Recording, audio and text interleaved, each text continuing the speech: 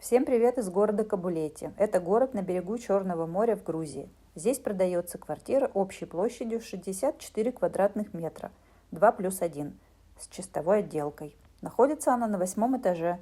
Дом новый в центре города. Есть 2 балкона с видом на море.